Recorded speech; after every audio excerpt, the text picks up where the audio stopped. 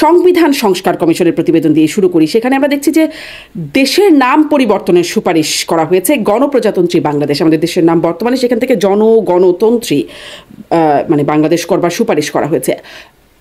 এই প্রশ্নটাই শুরুতে করি যে দেশের নামে আসলে কি সমস্যা, ব্যারিস্টার ফুয়াদ আপনার কাছ থেকে যদি শুরু করি। ধন্যবাদ। দেশের নাম আসলে পরিবর্তন করবার জন্য প্রস্তাব করা হয়নি, সংশোধন করবার জন্য প্রস্তাব করা হয়েছে। কারণ অফিসিয়াল নামটা যেহেতু পিপলস রিপাবলিক অফ বাংলাদেশ, এই রিপাবলিক শব্দের ভিতরেই আসলে এটা যে বাংলাটা করা হচ্ছে, এই বাংলাটা আসলে একটা মুক্তির লড়াইয়ের মধ্য দিয়ে যে রাষ্ট্র আমরা তৈরি করেছি তাকে রিপ্রেজেন্ট করে না। যেটা এখন বলা হচ্ছে যে প্রজাতন্ত্র বলা হচ্ছে, তো আসলে তো এটা প্রজাদের রাষ্ট্র না, এটা প্রজাতন্ত্রের সেই জায়গাতে আমরা নাই। এটা একটা মুক্তির লড়াইয়ের মধ্য দিয়ে আসছে, এই জন্য তারা বলছেন যে জনতন্ত্রী হতে পারে কিনা অথবা নাগরিকতন্ত্রী রাষ্ট্র, এটা ওনারা প্রস্তাব করেছেন। আমার মনে হয় যে এই বিষয়ে আমরাও কথা বলেছি। আর হচ্ছে যে এই রিপাবলিকের ভিতরে অলরেডি পিপল অলরেডি আছে, সো এটাও দুইবার আসছে কিনা সেটা একটা ট্রান্সলেশনের ব্যাপার আছে। আমার মনে হয় যে এটা মোটা দাগে নাম পরিবর্তন না, সংশোধন, বরং আমাদের যে মানে জনগণের রাষ্ট্র হবার যে আকাঙ্ক্ষাটা সেটা যেন নামের মধ্য দিয়ে পরিষ্কার হয়। আচ্ছা, মানে সংশোধনও তো একটা পরিবর্তনের মধ্যেই একটা অংশ নাকি? মাসুদ কামাল, আপনার কি মন্তব্য? আপনার কি মনে হয় দেশের নাম সংশোধন করবারই বা প্রয়োজন মানে কতটা বা কেন দেখা দিচ্ছে? গণপ্রজাতন্ত্রীতে সমস্যাটা কোথায় এটা আমি বুঝি না। আমি আমার ভাষা জ্ঞান খুব বেশি ভালো এটা আমার হয়তো আমি দাবি করবো না, কিন্তু যতটুকু আমি বুঝি গণপ্রজাতন্ত্রী টিকিত আছে, এদের সমস্যাটা কোথায়? এগুলো আসলে হলো জানেন যে অনেক প্রস্তাবিত আসবে এবং সেই প্রস্তাবগুলো ওনারা করবেন, তারপরে সেগুলো নিয়ে আবার পলিটিক্যাল পার্টিগুলোর সঙ্গে সবাই বসবেন, আলোচনা করবেন। সেখানে প্রথমেই একটা প্রস্তাব, সংশোধনের প্রস্তাব ওনারা দিয়েছেন। আমি মনে করি এটা যে খুব একটা গুরুত্ব বহন করবে এবং এটা নিয়ে যদি কেউ আপত্তি করে তাহলে যেটা পরিবর্তন করতেই হবে তেমন কিছু না, এবং এটা আমার কাছে খুব একটা গুরুত্বপূর্ণ পরিবর্তন মনে হয় না। যদি পরিবর্তন করে ওনারা যেটা বলেছেন সেটাও যদি রাখা হয় তাতেও যে খুব একটা ক্ষতি হয়ে যাবে আমি তাও মনে করি না। এতে খুব বেশি কিছু একটা যায় আসে না, দুটোই আসলে একই অর্থ বহন করে। আর আপনার পিপলস রিপাবলিক অফ বাংলাদেশ সেটারই অনুবাদ করতে হবে আমি কিন্তু তা বলি না, কারণ আমাদের সংবিধানের মূল যে বিষয়টা আগেও ছিল, আগামীতেও হওয়া উচিত, সেটা হলো ইংরেজির অনুবাদ নয়, ইংরেজিটা হবে বাংলার অনুবাদ। মানে বাংলায় যে ভাবটা আমরা বুঝি সেটাই হবে সংবিধানের মূল মানে আপনার দৃষ্টিভঙ্গি, মূল উপলব্ধি বাংলায়, উপলব্ধিটা আমরা করবো বাংলায়। যদি কারো প্রয়োজন পড়ে তারা ইংরেজিটা ট্রান্সলেট করে নেবে, কিন্তু পিপলস রিপাবলিক অফ বাংলাদেশের বঙ্গানুবাদ করতে হবে, এটা ঠিকঠাক। গণপ্রজাতন্ত্রী বাংলাদেশের ইংরেজি যদি অন্য কিছু হয়, যারা ইংরেজি ভালো বুঝেন তারা করবেন, কোনো সমস্যা নাই, কিন্তু মূল ভাবটা, মূল যে আপনার গন্ধটা, মূল যে এইটা এসেন্সটা, এটা আপনার বাংলার উপর নির্ভর করা উচিত। সেক্ষেত্রে আমি খুব একটা মানে আপনার পার্থক্য বুঝি না, এটা আমি খুব একটা গুরুত্ব দিতে চাই না। বদলালেও আমার কোনো আপত্তি নাই, না বদলালেও আমার কোনো আপত্তি নেই, খুব একটা মহাভারত অশুদ্ধ হবে না এই দুটো। আচ্ছা, দুটো প্রায় সমার্থক, একই রকম। আচ্ছা, খুব গুরুত্বপূর্ণ বলে মনে করছেন না?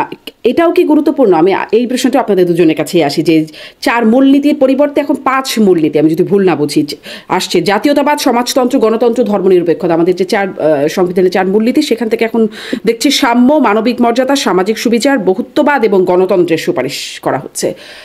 ব্যারিস্টার ফুয়াদ, এই বিষয়ে কি বলবেন? এটিও কতটা গুরুত্বপূর্ণ, আর এই পরিবর্তনে কি হবে?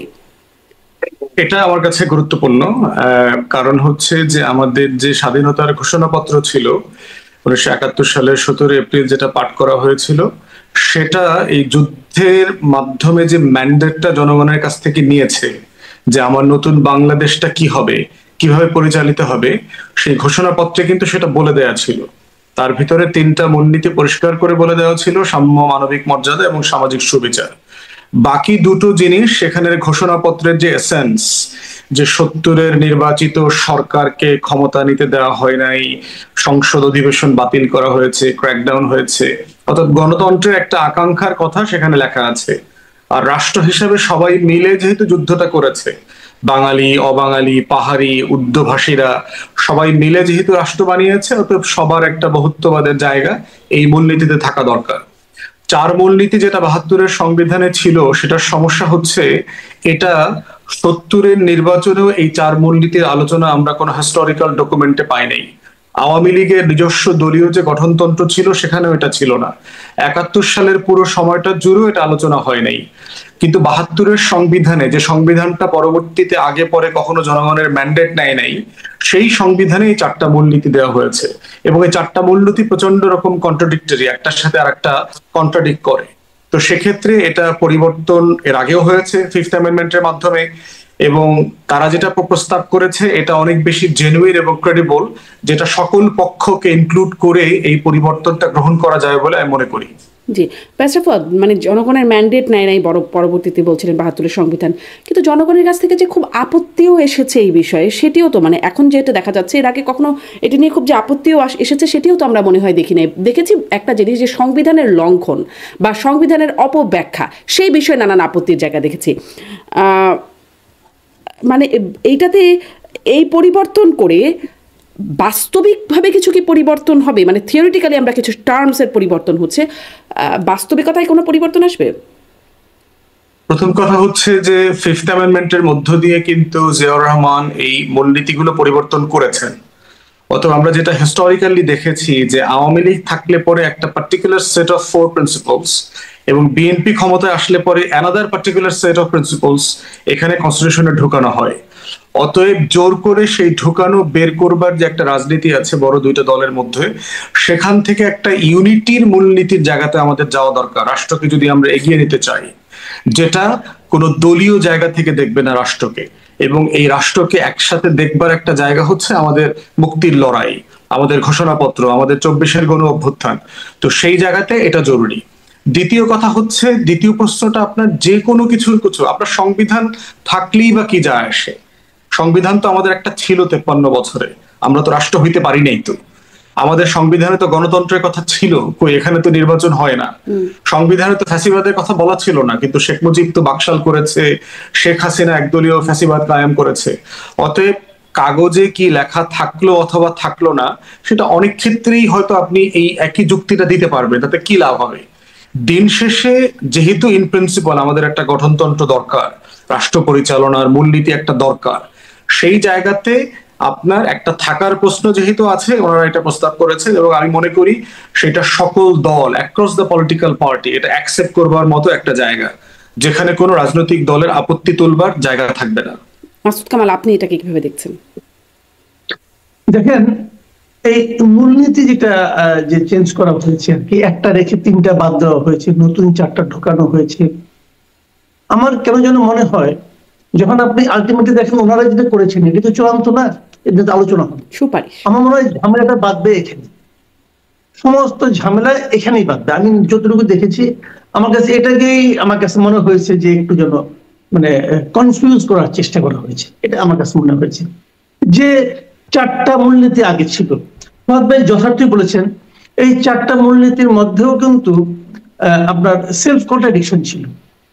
গণতন্ত্র এবং সমাজতন্ত্র ভাই একসঙ্গে যায় না, এটা বলে লাভ নেই। আমি যতটুকু বুঝি, আমার উপলব্ধিতে ঝামেলা থাকতে পারে, আমি যতটুকু বুঝি গণতন্ত্র এবং সমাজতন্ত্র একসঙ্গে যায় না। যদিও ইও বলে, এই কি বলে, আপনার উত্তর কোরিয়াও বলে, তারা তো পিপলস রিপাবলিক বলে নিজেদেরকে, কি বলবেন, ডেমোক্রেটিক রিপাবলিক বলে, তাই না? কিন্তু ওটা হয় না। আবার দ্বিতীয়ত, যে 5ম সংশোধনী যেটা হয়েছিল, যেটা জিয়াউর রহমান সাহেব করেছিলেন, উনি কিন্তু ওখানে আবার সমাজতন্ত্রের আবার নিজস্ব ব্যাখ্যা দিয়েছেন, যে সামাজিক ন্যায় বিচার অর্থে সমাজতন্ত্র, এই ব্যাখ্যাটা ওনার নিজস্ব ব্যাখ্যা, তো উনি কিন্তু ওটাও দিয়েছেন। কাজেই এখনকার যে বাস্তবতা, সারা দুনিয়ার বৈশ্বিক যে বাস্তবতা, সেই বাস্তবতা আমি মনে করি এই সমাজতন্ত্রটা এখানে থাকার কোনো সুযোগ আসলে নাই আমাদের মূলনীতি হিসাবে। গণতন্ত্র ঠিক আছে, গণতন্ত্র নিয়ে কোনো বক্তব্য নেই। জাতীয়তাবাদ এবং ধর্ম নিরপেক্ষতা, এই দুটো বাদ দেওয়াতে একটু আমার মনে হয় সমস্যা হতে পারে। যেমন ধরুন, আমি একটু উদাহরণ দিয়ে বলি, আমাদের দেশে একটা দলই আছে, বড় একটা দল, সেই দলটাই তার নামই হলো জাতীয়তাবাদী দল। তারা জাতীয়তাবাদ মূলনীতি হিসেবে না থাকাটা আমার মনে হয় না তারা খুব আনন্দের সঙ্গে গ্রহণ করবে, এবং এটা নিয়ে ঝামেলা হবে, আলোচনা হবে, ঝামেলা হবে, এবং ওনারা মানবেন বলে আমি মনে করি না। তাহলে আপনি জাতীয়তাবাদ, আবার বাদ পড়লো কোনটা? ধর্ম নিরপেক্ষতা। এখন আওয়ামী লীগ কিন্তু ফিল্ডে নাই, এখন ফিল্ডে নাই, কখনো কি ফিল্ডে আসবে না?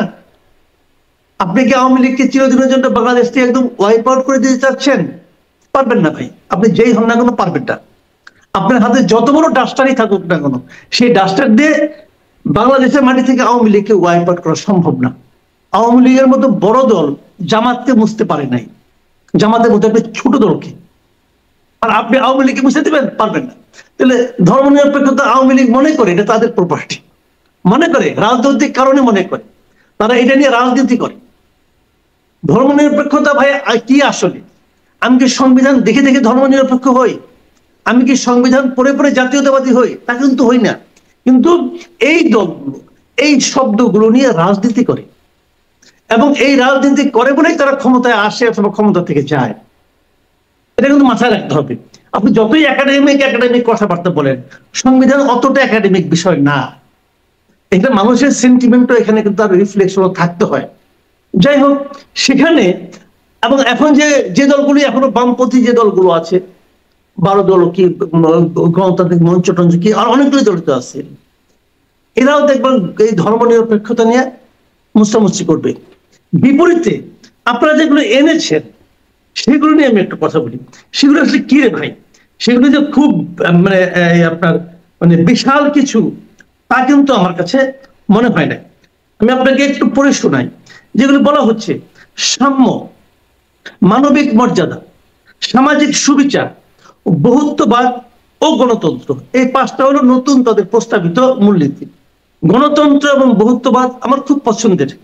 এই দুটো শব্দ যে অর্থ বহন করে আমার কাছে, এটা ভিন্ন ভিন্ন মানুষের কাছে ভিন্ন ভিন্ন অর্থ বহন করতে পারে। আমার কাছে যে অর্থ বহন করে আমি এতে হ্যাপি। বাকি যে 3টা, সাম্য, মানবিক মর্যাদা, সামাজিক সুবিচার, এই 3টা তো আমার কাছে একই রকম মনে হচ্ছে। সামাজিক সুবিচার থাকে, সাম্যের সমস্যাটা কোথায়? যেখানে সামাজিক সুবিচার আছে, আপনি একটা বলেন তো, ভাবেন তো, আপনি একটা ইমাজিন করেন যে একটা দেশের সাম্য নাই কিন্তু সামাজিক সুবিচার আছে। সম্ভব? কিভাবে সম্ভব? সামাজিক সুবিচারই তো সাম্য।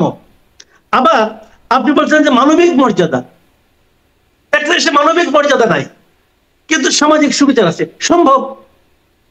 সম্ভব না। তো এই যে 3টা বাড়তি যোগ করা, আমার কাছে মনে হয়েছে যোগ করার মতো আর কোনো শব্দ পায় নাই। শব্দ ভান্ডারে ঝামেলা ছিল। আপনি বলবেন যে এত এত জ্ঞানী লোক তারা করছে, আর তুমি একটা পাবলিক, তুমি এগুলি বলতেছো। হ্যাঁ, আমি বলতেছি ভাই, আমি পাবলিক। প্রত্যেকটা পাবলিকের কিন্তু একটা চুলচেরা বিশ্লেষণ করার অধিকার আছে। মানেন না আমার কথা? কিন্তু আমার কথা আপনাকে শুনতে হবে। আমি এভাবেই ভাবি যে এই 3টা, আপনি যে 2টাকে বাদ দিয়েছেন, বাদ দিয়ে যে 3টা এনেছেন, তবে যে 4টা এনেছেন, আহামরি কিছু আনেন না। সমাজতন্ত্র বাদ দেওয়া নিয়ে আমার কোনো আপত্তি নেই, ঠিক আছে। বাকি যে 2টা বাদ দিয়েছেন, ওই বাদ দিয়ে আপনি যেগুলিকে আনছেন, এগুলি ভাই একদমই হাস্য। আমার কাছে মনে হয় যে একই জিনিস 3টা নাম দিয়ে নিয়ে আসছেন।